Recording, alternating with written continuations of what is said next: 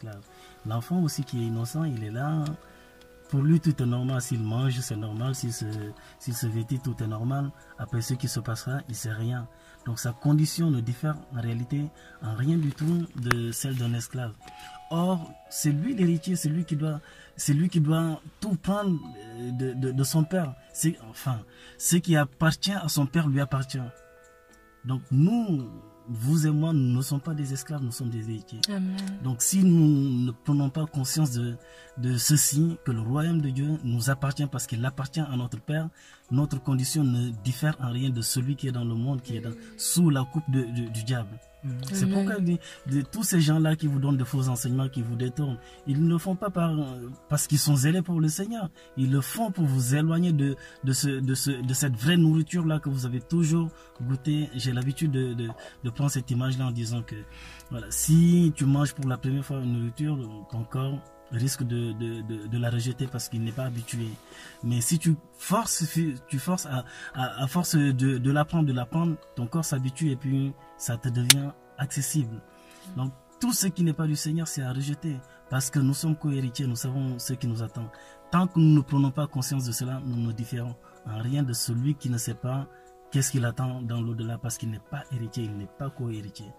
Donc notre condition, c'est notre identité, c'est enfant de Dieu, des princes et des princesses de Jésus. Amen. Donc voilà, que ce que nous recevons du Seigneur, que nous puissions servir le Seigneur, mais avec crainte, quoi, fuir le mal, comme la louange le dit. Fuir le mal parce que nous savons que tout nous appartient. Amen. Je disais récemment à un frère, là, on s'encourageait, je dis, le monde nous apprend aujourd'hui que voilà, on est libre de faire ce qu'on veut.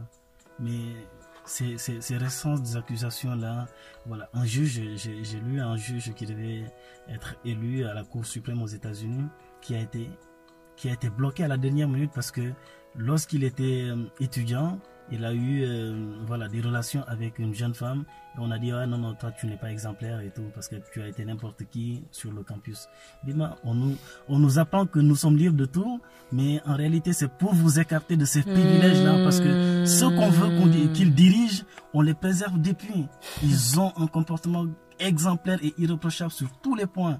Donc ils ont été choisis depuis. Quand ils seront présidents demain des États-Unis, on dirait on ne pourra pas sortir des dossiers. C'est pourquoi quand on essaie d'accuser Donald Trump qu'il a eu des choses avec des prostituées en Russie, tous les services secrets font tout pour dénoncer, pour dire que non, il a toujours été clean.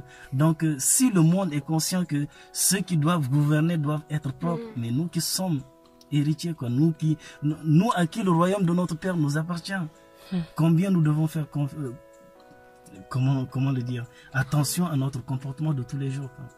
Parce que le Seigneur doit nous trouver sans ride ni rien de semblable à cela. Donc nous sommes co-héritiers, quoi. Nous ne sommes pas des esclaves. Nous devons prendre conscience de notre identité dans le Seigneur. Amen. Amen. Voilà.